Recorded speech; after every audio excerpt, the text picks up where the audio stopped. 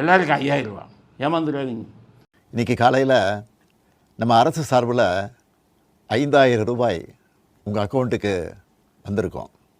ஒவ்வொரு மாதமும் 15ஆம் தேதி என்பது ஒவ்வொரு குடும்பத் தலைவியும் ஆவலோடு எதிர்பார்க்கிற நாளாக அமைஞ்சிருக்கு. எப்படி 5000ன்னு நான் சொல்கிறேன், புரிஞ்சுக்கோங்க.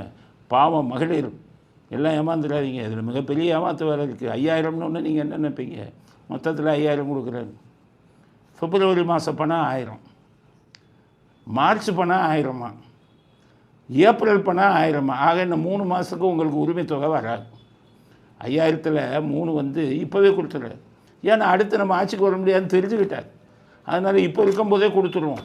இன்னொரு விஷயம் இதில் என்னென்னா, 3000 பிப்ரவரிக்கு ஒன்று, மார்ச்சுக்கு ஒன்று, ஏப்ரலுக்கு ஒன்று.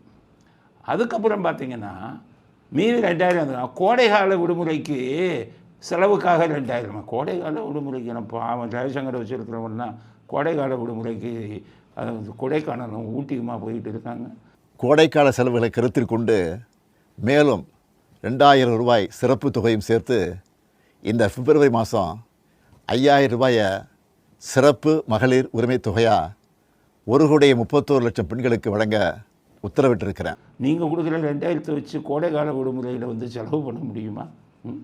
எதுக்குன்னு கேட்டிங்கன்னா, கடைசி ஆசை. அவர் என்ன ஐடியா வச்சுருந்தார்? 5000 ரூபா 10,000 ரூபா ஒரு ஓட்டுக்கு கொடுக்கலாம் அப்படின்னு வச்சுருந்தார். அவங்க முக்கியமாக நெருக்கமானவர்கள் குடும்பத்தில்னு சொல்லிட்டாங்க, சம்பாதிச்ச பணத்தை வேஸ்ட் பண்ணாதீங்க, எதுக்கு இவ்வளோ பணம் செலவு பண்ணி, நம்ம ஜெயிக்க போகிறதில்ல, அதனால் அரசாங்க பணத்தை எடுத்து கொடுத்துருங்க. அவன் ஓட்டு போடுறான், போடல. 4000 கொடுக்குறேன்னு இல்லை, அது மாதிரி இப்போ உங்களுக்கு ஒரு 2000 ரூபா ஓட்டு போடுவதற்காக கொடுக்கப்பட்டும் லஞ்சம்.